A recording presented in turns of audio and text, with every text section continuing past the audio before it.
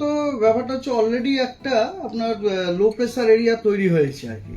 আমি যেটা গতকাল বলছিলাম না যে একটা সাইসার আছে আপনার ফর্ম হয়েছিল গতকাল আপনার কি বলে গ্যাঞ্জেটিক ওয়েস্ট বেঙ্গল এবং তার সারাউন্ডিং এরিয়াতে আর কি, ঝাড়খণ্ড এরিয়াতে। তো সেই সাইসারের প্রভাবে আজকে একটা লো প্রেসার এরিয়া তৈরি হয়ে গেছে, ঠিক আছে। সেই লো প্রেসার এরিয়াটা আপনার গাঙ্গেয় পশ্চিমবঙ্গ এবং সংলগ্ন ঝাড়খণ্ডের ওপরে আছে।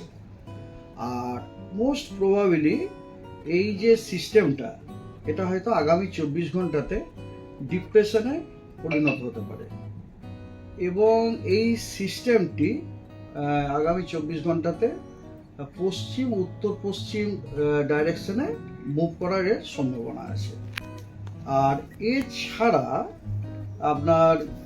এছাড়াও আপনার মনসুন ট্রাপ খুব অ্যাক্টিভ। মনসুন ট্রাপ আমাদের পশ্চিমবঙ্গের ওই যে লো প্রেসারটির কথা বললাম, ওই লো প্রেসারের সেন্টার প্লাস সাগর আইল্যান্ড দিয়ে পাস করে তারপরে সাউথ ইস্ট ওয়ার্ডস হয়ে ওটা নর্থ ইস্ট বে অফ বেঙ্গলে ডুবে গেছে।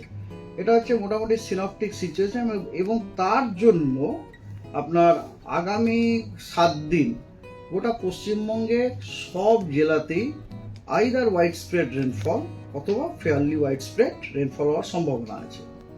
ইন ডিটেলস ফোরকাস্ট হচ্ছে এইরকম।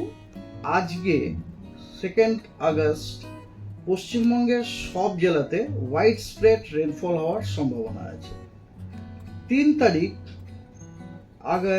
মানে আগামীকাল পুরুলিয়া, বাঁকুড়া, ইস্ট বর্ধমান, হুগলি, হাওড়া, কলকাতা, দুটি মেদিনীপুর এবং ঝাড়গ্রামে ফেয়ারলি ওয়াইড স্প্রেড রেনফল হওয়ার সম্ভাবনা আছে এবং পশ্চিমবঙ্গের বাকি অন্যান্য জেলাগুলিতে ওয়াইড স্প্রেড রেনফল হওয়ার সম্ভাবনা আছে।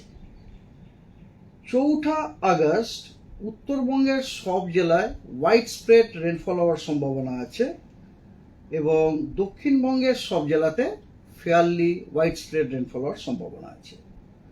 5